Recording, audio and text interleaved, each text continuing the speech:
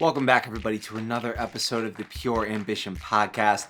Today, we are joined by none other than Aisha Zaza. Aisha's the host of the Mindset Mile podcast. She's a certified personal trainer and CrossFit coach, and a fit mama helping others build healthy habits in fitness, mindset, and life. Her podcast has over 2 million downloads and continues to be a resource for those looking to improve in all areas of life, including fitness, health, mindset, well-being, relationships, and all other areas of life. Throughout this episode, Aisha and I dive into how her health and wellness journey has changed in her time after becoming a mom, cultivating a thriving relationship with her husband amidst all the craziness of having her first child and then her second kid, while also still managing a podcast and creating content on social media, what she's doing to set her kids up for success, to live happy, healthy lives, and how she's learned to really bucket her life into different seasons so that she's still able to do the things that she wants to do while also being the best mom possible. This was a really fun conversation, and I actually opened up a lot about my reluctancy to get in a relationship, my fears around it, my fears around becoming a parent one day. So I got to ask her a lot of those questions. We dove deep into that. Aisha is such a beautiful soul, an incredible human being. She's doing so many amazing things in this life, and she's helped thousands and thousands and thousands, millions of people enhance their quality of life 1 mile at a time. Be sure to check out more of Aisha's content at the link in the show notes. She's a value-giving machine, and she is such a light in this world. And I'm so grateful I got to connect with her, have this conversation, and bring it to you guys. If you find value in this conversation, subscribe, leave a rating and review, and share it with somebody who you think would benefit from hearing it. Love you guys. Appreciate you guys. Now let's dive into it with Aisha.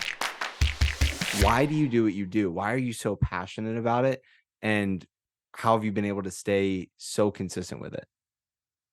Wow, that's a very great and powerful question. I feel like there's a lot of layers, so I hope I can summarize this well enough. I have this very deep knowing that the way we change the world starts within us and within the four walls of our home. And how I even came about with the idea of my podcast, The Mindset Mile, which is about the first 30 episodes of the show were released as a 30-day challenge to either walk or run 1 mile a day and listen to the corresponding daily episode for 30 days. And this was a scaled version of what I learned going from hating running to eventually running for and training for and running my first full marathon, so 26.2 miles. So I that was such an impactful event that happened in my life, and I really wanted to share what that experience was and how transformative it was for me to commit to that process and to let go of the expectation that in order to be a runner, or what I thought a runner was, that I needed to go out and run 10 miles for fun, like on the week. Like I thought everybody that was running just in life, just even not competitively, but just to athletically and recreationally, I thought that they were running like 5 to 8 to 10 miles, like every time they went out and ran. Like I didn't think that a 2 mile run was worth anything. Like it just didn't feel like what I was used to doing in CrossFit and kind of that like cross training. I was used to more of a push and more of like an athletic feat, but really I couldn't run 2 miles without like hating it. So anyways, long story short, I had this really transformative experience in running for or training and running the LA Marathon. And I really wanted to give people a scaled version of what that was like. And truly, the best way that I could package that in a way that was deliverable, and I thought that would get people to actually follow through with it, was to offer them to do something that was so simple to do that it was equally as simple to not do.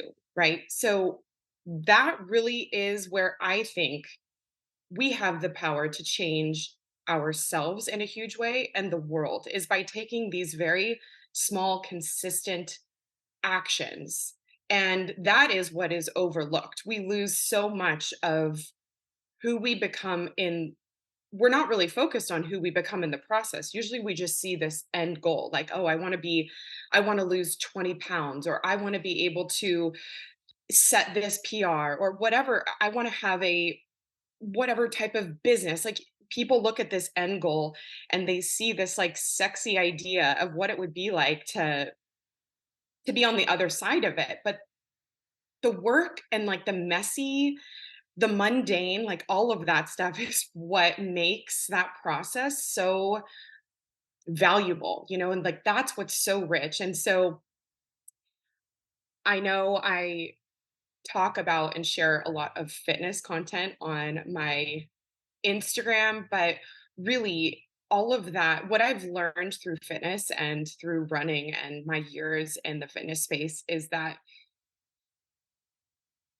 how you do one thing is how you start to do everything. And a lot of lessons that I've learned in my time in the fitness space, I have been able to pull so many parallels and so many things that I've learned in just mental toughness and grit and like awareness of myself and other people. I've been able to take what I've learned through that and apply it in these very real life daily situations that have nothing to do with fitness. And I feel like people, they don't step out of their comfort zone because they're afraid a lot of the times of what people will think, right? They're afraid to fail. They're afraid to look silly in public. And really it's about taking, you're not going to be an expert at whatever you're doing right away. So I just, this overall concept of taking little daily action towards whatever it is you want to do, that is how you change the world to me. That's what I believe, because I believe when we're showing up as our best selves, we can provide the highest level energy possible. And I believe that when we are exchanging higher levels of energy with those around us, we're fueling them to go out and do the same, and we're inspiring others to do the same. And in a way it gives, when you're bold and you step out and you do these things that once felt impossible, you're giving other people permission to say like, hey, maybe I can do that too. It doesn't need to be in that particular space, but I feel like people want to see what that process of being successful looks like in whatever capacity. And they need to see that it literally looks like running or walking 1 mile a day. So that's where my concept of the mindset mile came from. And I know that that was a very roundabout answer, but I hope that conveyed my overall message. No, totally. And I wanted you to take a step back there and kind of elaborate on that conception of the mindset mile, right? You mentioned you have this background in fitness, you've been an athlete, you've been prioritizing your health and wellness for a long period of time. And in turn, the knowledge, the insight, the wisdom that you're sharing with the world now is just a collection of the experiences that you've gathered along the way without even knowing it. Like, subconsciously, you've just been doing the work each and every day, mastering the mundane, and it's allowed you to cultivate this like knowingness, this awareness, this expertise that you're now able to go and share with people. But I'm curious, what was it that spurred the inspiration for the mindset mile? And how did it go from, you know, an ignition, like a little spark, to now a podcast that's produced weekly, that's listened to by millions of people, that's impact thousands of people's lives? What was the conception and then the process to it, and how has it evolved since then?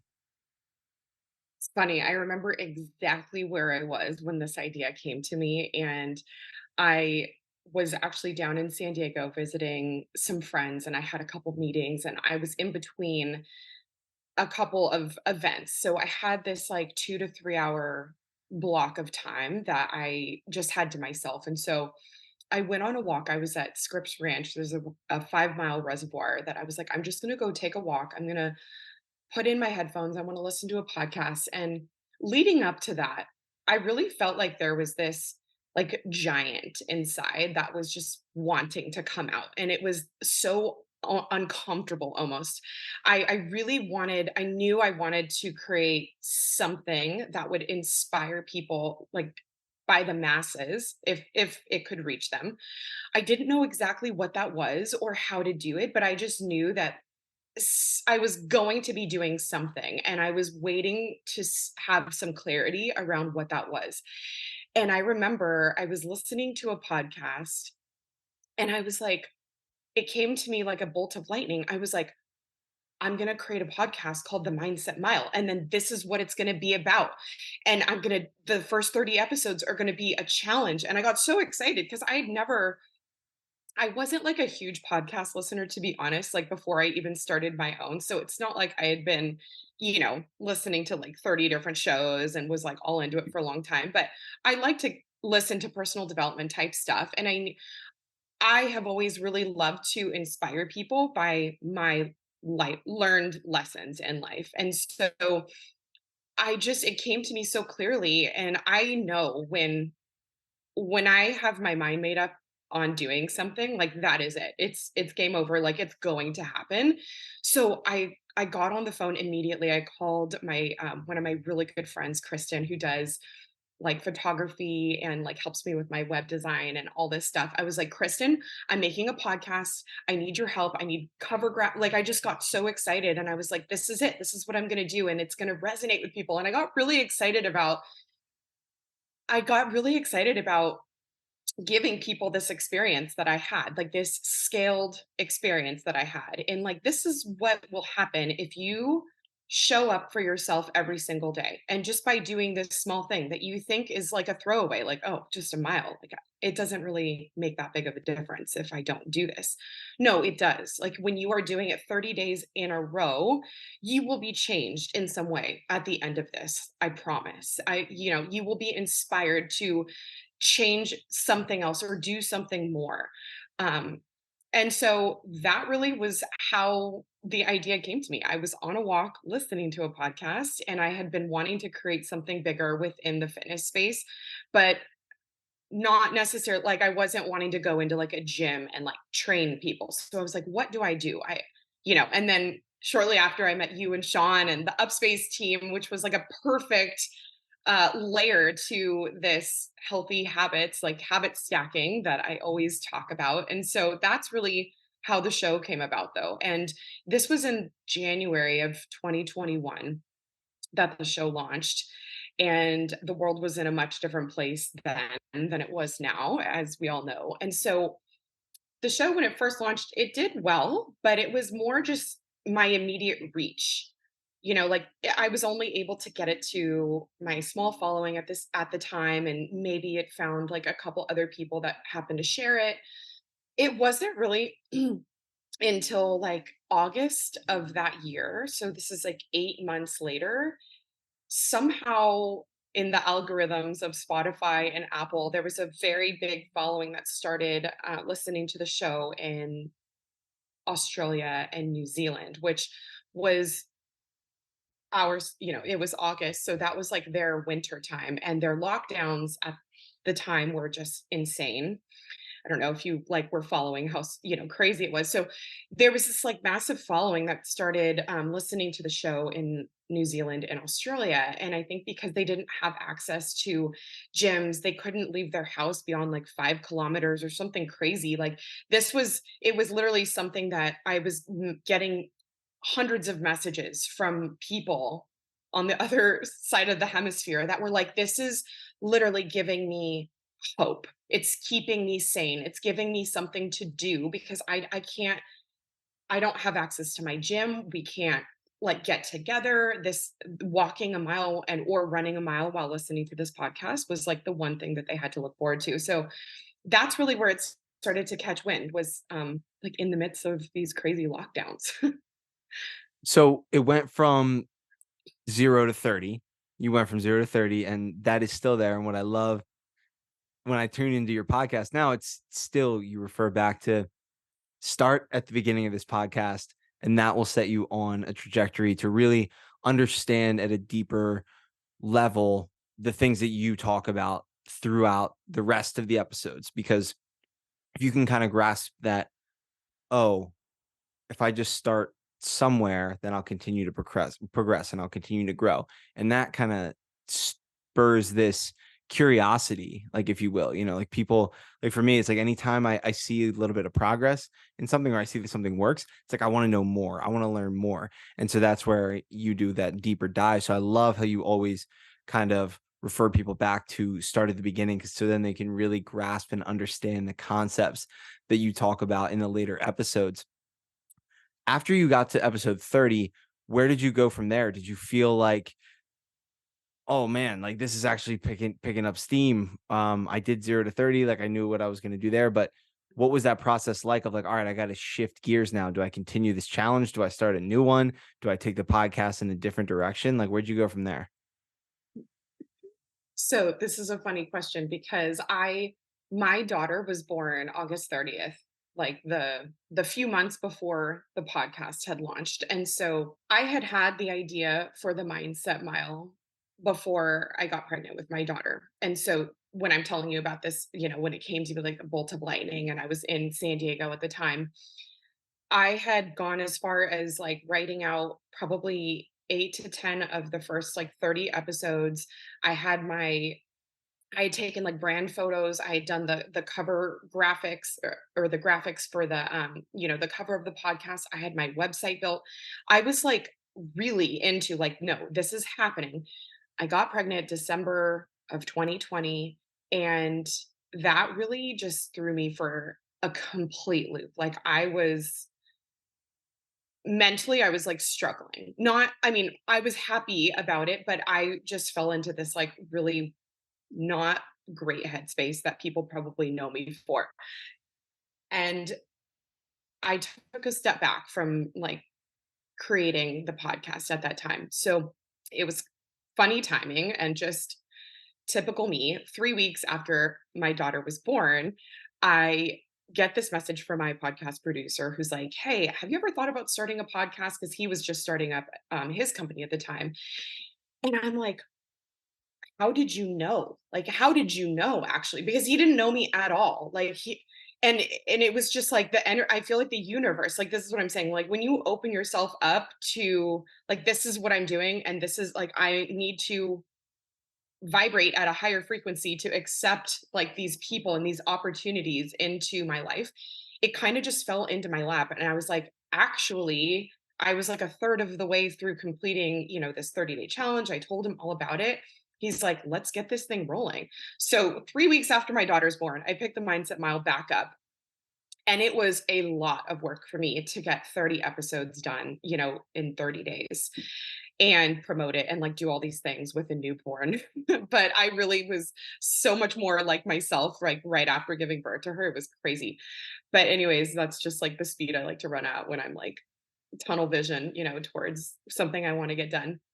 So after the first 30 episodes, I actually capsuled that as season 1, and I needed to focus on just being a new mom because it was a lot. Like, it was a very big life change, and I knew that I wanted the show to keep going. I just had to kind of take a little break. So it wasn't until October of 2021 that I picked the show back up, and since then, I've been releasing episodes weekly.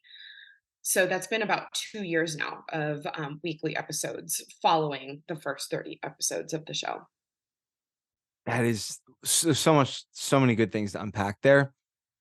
One, I love the seasons, like just one, it's cool that you made that like a season of the podcast, because that's a season of your life. And then I don't know if you broke any of them up into like season 2, 3, 4, 5 or whatnot, but that is really cool. And anybody that is going to be able to go back and continue to listen to that is like, that was one season of your life, like being a new mom. And then as your episodes progress, they're going to hear you talk about, kind of the growth of your Mhm. firstborn, and then your secondborn, and then, growing the podcast, growing your businesses. Like, it's really cool to just look at life in seasons. And I'm actually really curious here because I actually am like low key afraid of like getting into a relationship and like settling down and having kids, because I feel like it's like those things are not going to allow me to do like, I guess, like the ambitious thing, like pursue the ambitious goals that I have personally. And I know it's just like a self-limiting belief, and all that. And the right partner is actually going to lift you up. And from what everybody tells me is having a child is, obviously the greatest thing in the world, and there's no there's nothing more powerful than just like bringing life into this world, and that's why I think mothers are literally superhumans. Like, I'm so connected with my mom, and she's my hero. I just I love that woman to death. And so I'm just curious if there was any part of you that was a little bit frustrated when you found out that you were going to be a mom, because you mentioned wanting to do the podcast and wanting to kind of do all these things, and then obviously you had to take a step back. So I'm curious what your mindset was like when you found out that you were going to be a mom. Well, first of all, I'm so glad that you're even able to say that out loud and identify that you have those feelings, because I actually feel like a lot of women struggle with that. And I don't hear men talking about that very often. And I'm sure that there are plenty of other young professionals or athletes and ambitious men that feel similarly. And so I do hope that I know I'm sharing from my mother. I'm a mom. I'm sharing from my perspective as a mom, but I do hope that this speaks to the males that listen to your show too, because I was completely like, I thought life was over. Like, I thought that there was before children and then after children, and that the before was this like vibrant, adventurous, like bold life that I just get to, do everything that I want. And that is how it is. And you do get to like inspire people and leave a legacy in different ways, but I was absolutely afraid that I could never train for races again, and that this was the end of my professional career, because how could I possibly have time to raise a family and do all these things that I wanted to do? And my mind was always going to, or it's this or this or this or that. And what I didn't understand, and I think why I felt that way, sorry, I'm going to backtrack before I continue. The way people talk about it isn't very, I think generationally, we're making strides in how we talk about parenting and how to view parenting. But there's a big time of my life where I just remember people being like, well, get your sleep now because you're never going to have it again. And, say goodbye to your relationship with your husband. And like, oh, you might as well travel now while you don't have kids, making it seem like I was never going to be able to like fly abroad again if I wanted to. And it was, you feel like you're giving all of this up to have this. And you're like, well, what if I want both though? I knew I wanted a family for later, but I definitely was not one of those women who were like, okay, like I'm ready to start trying for a family. Like I never had that feeling. And I watched best friend after best friend after best friend like announce their pregnancies and have their kids. And I kept checking in with myself. I was like, do I feel this tug yet? Like, what is my problem? Like, if I don't have this feeling of, okay, I'm ready, then when do you actually start a family? And personally, it had to happen the way that it did, which was like by surprise. And I can, I really feel passionate about showing other people, like men and women, that it's not or, it can be and. You can do, I'm still running, I'm still training in CrossFit. Registered for my first half marathon finally. Yeah, I'm super excited in like 6 weeks from now. And it does look different, but I guess what nobody prepared me for or told me was that your desires and your ambitions kind of shift accordingly, and they shift along with these changes that are happening like in your life, whether you're expecting or you have a child now or you're expecting your second child. Like every season as things start to change, it's not like you just wake up one day and it's different. You have quite a lot of time to kind of like prepare, but Really, there's no amount of preparation that can get you ready for just it happening. But it's this like beautiful, I don't know, you appreciate what you're able to do more. Like I was actually thinking, I was driving down to Malibu to visit a friend the other day, and I was just thinking about how excited I was to have a night out and to go to like a nice dinner and just catch up. Whereas before, I could have done that any night of the week. I could have done it every night of the week if I wanted. And I was actually thinking to myself how much more I look forward to it now. Not because I'm like deprived of it, but it makes it a little bit more special because my life is balanced with other responsibilities that don't just take away from the things that I want to do. They completely add value to the things that I want to do by having kids. So it's yeah, I definitely had a lot of those same reservations, and to me, it's just way better. It's not better. It's just more amazing than I could have ever really, like, been told or planned for. Now, I know that a couple months ago, because we've been trying to make this podcast happen for a while, and I'm so grateful that we finally are able to. I know your husband was studying for some exams, I believe, and then you had your second child, and life was just very, very in go mode for you. How have how did you and your husband like navigate that time where he was, pursuing growth in his professional career? Obviously, that's got to be hard putting all of his time and energy, not all of his time, but most of his time and energy into that and not being able to be home with you and with the kids.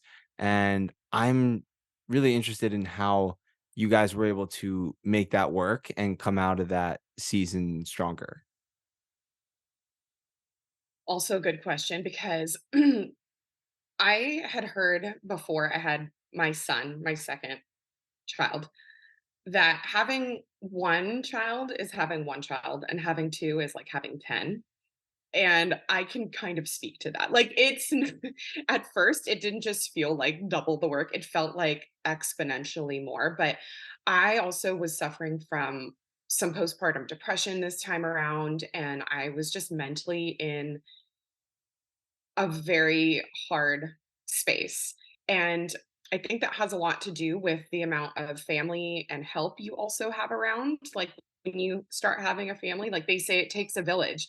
But here we are in this like modern day where everyone's pretty transient and moving away and like living all over the map, right?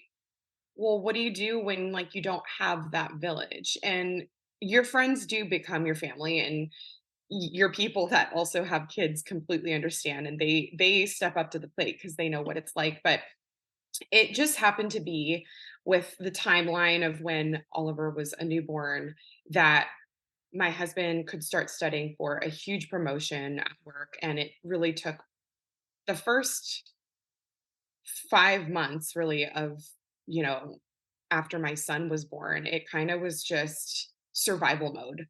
And looking back at that time, I don't remember a lot of it, to be honest.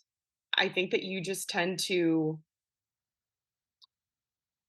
black out things that are hard, and it's a little bit of a blur anyways as like a new parent with a newborn because you're not sleeping much and but the second time around definitely was a lot different for me. I felt like as soon as I had Shiloh, I was like back to myself. Pregnancy really took a lot out of me, and I just suffer from like the worst insomnia during pregnancy, which I learned is a thing. I had no idea that that was like a symptom of pregnancy, but like it's literally called pregnancy insomnia. And so throughout pregnancy, I didn't sleep well. I felt miserable all the time. And so as soon as I had my daughter, it was like I felt the life coming back to me almost immediately, which is why, like 3 weeks after I had her, I was like, yeah, I can make a podcast. Like, let's go. Like, I'm ready to run another marathon. Like, let's go. Second time around, definitely was a different experience, and I wouldn't wish postpartum depression on anyone. It does make it very challenging, but I have to say, um, it passes. I don't know that there's really anything, that comforted me that someone could say because I was just struggling. Like I wanted that feeling to pass so bad where I just felt like I wasn't enjoying like this stage of life. Like I didn't enjoy having a newborn the same time or the same way that I did with my daughter. And I felt super guilty because of that. And I knew that that time was so precious. And I knew in retrospect that I would look back and like almost regret that I wasn't enjoying it more because everyone says it passes so quickly. But, anyways, so how did we make it through? Honestly, it was just kind of survival mode. It was a lot of just communication and like cheering each other on. Like, whenever the other one had just like a little bit more energy than the other, we were constantly picking each other up, like constantly giving hope. Like, hey, this is going to be worth it. In 2 months from now, like this is going to be over. It will be behind us. Just reminding the other person that like we're almost through the thick of it, you know? Like I know we're in the weeds now, but like it's going to be okay. Life is not going to stay this way forever. So it was just a lot of being each other's rock. And even though I wasn't necessarily like in a great space, I could tell because my husband is such a rock. He like when he was having a moment of just like, what are we doing? You know, like when he started to feel kind of down, I was like, oh, no, no, no. Like both of us can't be down. Like I'm going to step up to the plate. It almost gave me this perspective like, all right, this is not so bad. Like we're going to make it through this. Like I almost felt like no, everything is okay because it's all about perspective. You know, it really is this like perspective that you don't get when you're just kind of like in the weeds. So that was, I don't know, that was it. I don't have a better answer than like survival mode and just really picking the other person up like when they were having a moment. Well, thank you for sharing that. I really appreciate that perspective and the honesty there. Like I think about, my parents who, are divorced, but went through, I'm one of four. And so we had, they had four kids in 8 years. So, and three and 4 years. So, like, I mean, I can only imagine what they were going through when I was younger. But I am curious too. You talk a lot about healthy habits and, prioritizing yourself so that you can show up better for other people. What were some of the habits that maybe you had to sacrifice before you had kids or, at least for a certain season? And what have been some of the ones that have stuck with you through the thick of it? So I think the first thing that comes to mind is setting boundaries. So as your time becomes more precious and valuable because your life is filled with so many amazing things that need your attention, like children or business or relationship, right? Like there's these things that need a little bit more of your attention at different seasons. You you're you're not able to keep up with everything. Some things do need to be prioritized and you need to, I think, setting boundaries on socially, you know, like if you're just not feeling up for socializing, even if that's with family, like as much as they might want to see you and spend time, like if you have a new family, like you really need to prioritize and know what you need in that season and in that moment. And if it's not talking to people that legitimately fill your cup, if it's with people at all that are draining your energy or that are just that have different, they might be in a different season where their focus and their goal is maybe, you know, like training for a marathon. Like as much as I would have loved to have gone on a run or do that, it actually didn't even sound appealing to me at all. So I think guarding your energy and making sure that you're spending time and doing the things that get you rest and make you feel like you're in control. It's easy to keep saying yes to things because they're either good opportunities or because you want to. You know, it's like it can be really hard to just stay in your lane, I think, when you're used to being able to be everywhere all at one time, which is to my second point, managing your expectations. I think that that is a habit that we are not taught to do. Like as parents, especially as new parents, there's this idea that people keep up with everything at the same caliber as they did before they had children. And again, like I think that there's something before I had kids that sounded very unappealing about that. I was like, well, I don't want to be able to not keep up with all these things that I have going on because they fill me up, but like I said, your priorities and what your desires and how you spend or how you want to spend your time changes according to what you have going on in your life. So it's not going to be this constant like resistance against like, oh, well, God, I wish I could be doing this. No, like your energy starts to flow in the direction of like how your life is changing and you just inevitably start wanting to do things around this new this new energy, we'll call it.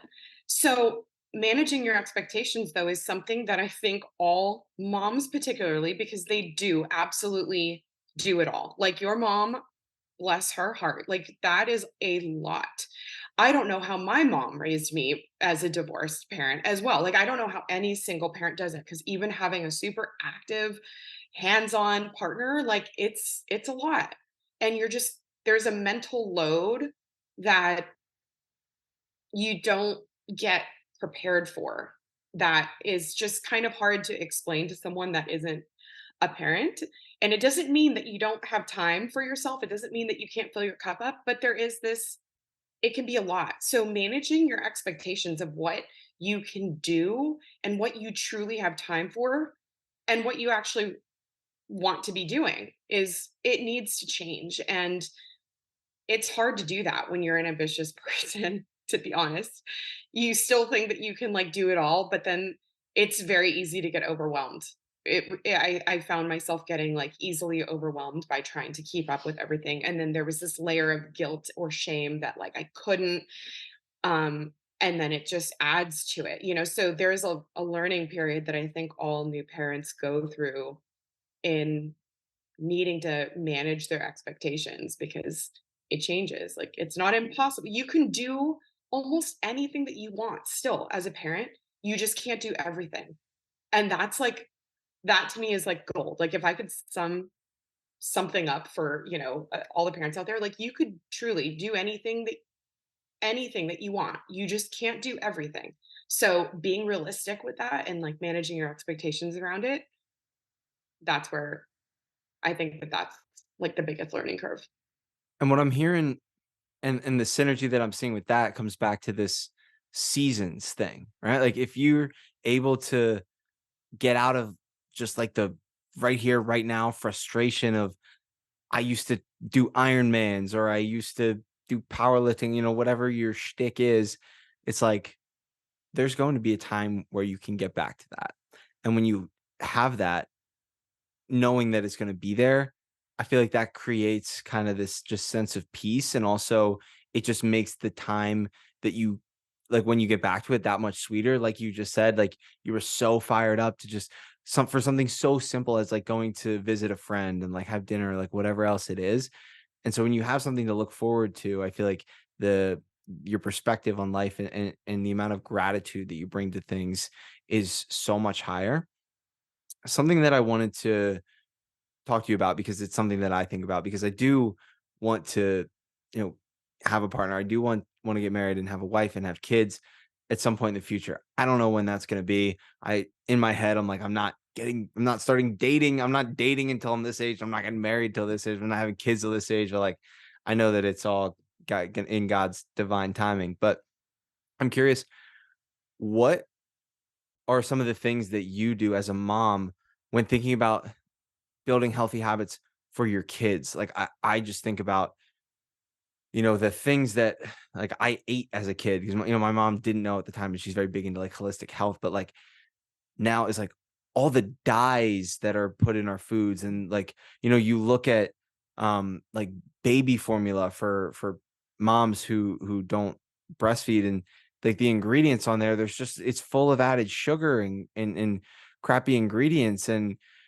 like basically, what parents like eat, also like mothers, like what they eat ultimately determines like how the baby is going to be raised as well. And just I just think about, man, what if we can, from like infancy, from like the time the baby is born to even before, like before they're even born, like I feel like it's our responsibility to ensure that they're set up to live like a happy, healthy, loving life. So, you knowing what you know and having the experience that you have, what are some of the things that you do to in your best power, because you can't control everything, but in your power, what are the things that you're doing to put your children in a position to live a happy and healthy life? That's a great question. And there are a lot of ways in which I hope that I instill a healthy lifestyle, through food and exercise through them, of course.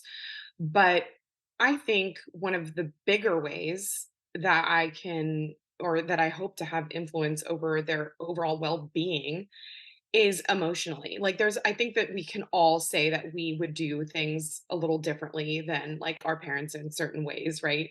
Um, and I I want my children to feel validated and safe, and to keep them honest. Like, I don't want them to feel like they need to hide things from me, right? So I think that there's a lot of like healthy habits that actually have to do with like more emotional development, that I'm trying to like instill. But also, one of the biggest things, and I think about this a lot, is I never want to tell my kids like, oh, go after your dreams, like don't be afraid to work hard, like do this, right?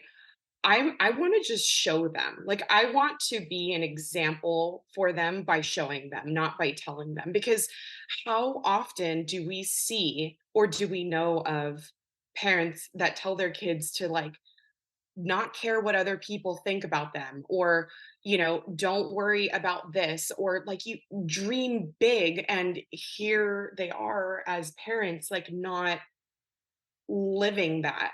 And I think that that is going to be like a much bigger example. So I hope that the healthy habits I can pass on to my children have to do around having a healthy relationship with food.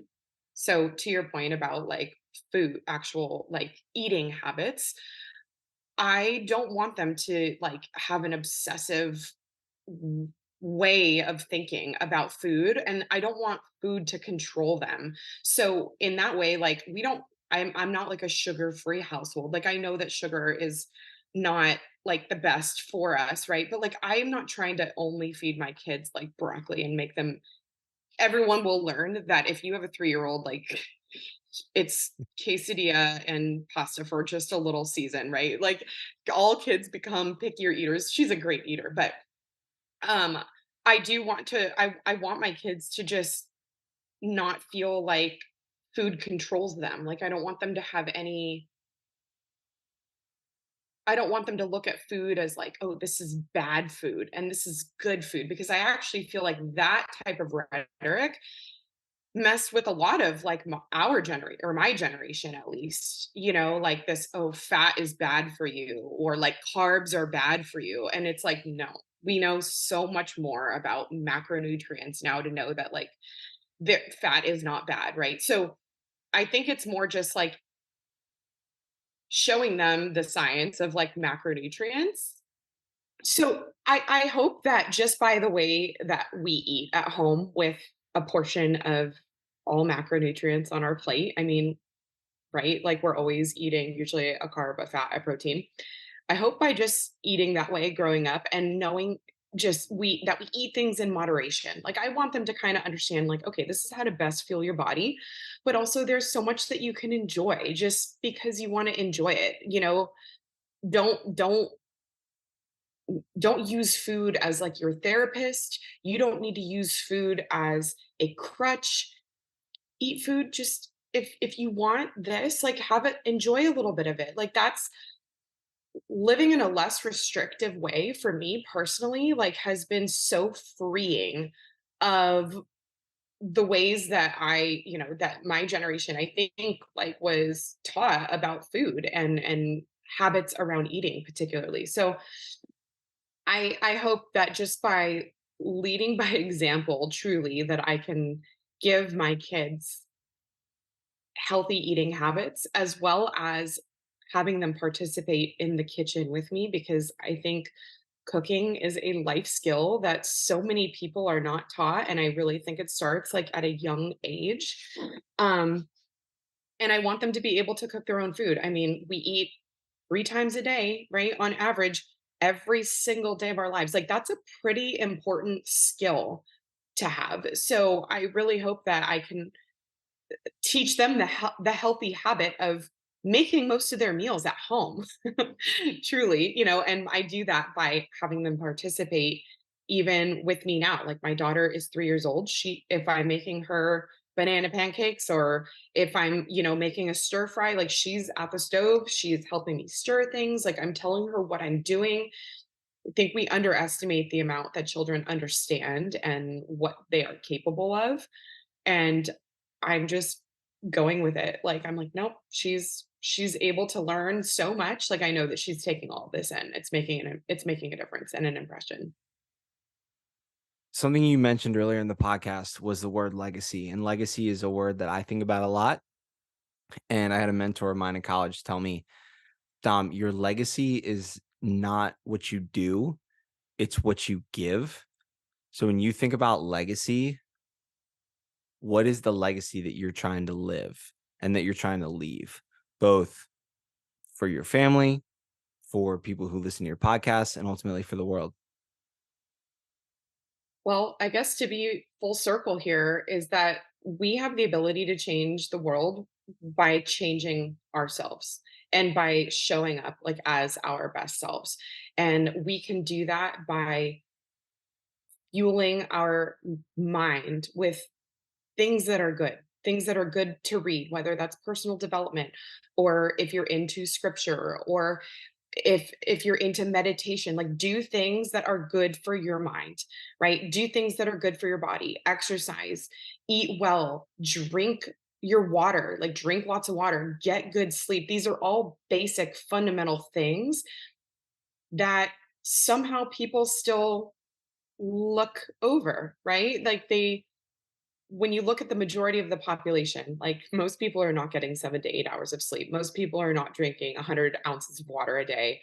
Most people are not getting their body weight in grams of protein, right? Like, it's so simple, but it's also hard to do, like, in a world that keeps your attention deviated away from what is truly best for you, and your vitality. So, I have this belief that we have the power to change the world by changing, and it starts with us, and it really starts, like, in the walls of your home.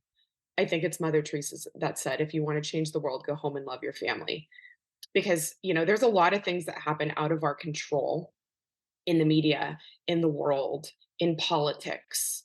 And I'm not even talking about large scale, like politics, even at your workplace, right? Or let alone, like, what someone thinks of you, like, that you interact with every day. Like, all of those things are out of our control. And that's sadly what most people spend most of their time thinking about, are things that are out of their control. So I want the space that I inspire in to have blinders on to a lot of these things, and to know that it's those small things in life that are adding up over time to make a big difference. And that always is going to start within you. That is so good. I love that. Aisha, this has been super dope. I have loved learning from you and really getting to pick your brain about some of these things that have been in my head that I just haven't really had anybody to go back and forth with on. So I really appreciate your perspective on that. And to anyone listening, I hope you take what she says seriously, because she's out there living it. She's not just talking the talk, she's walking the walk. So I do have one question left for you, and that's a question that I ask all my guests.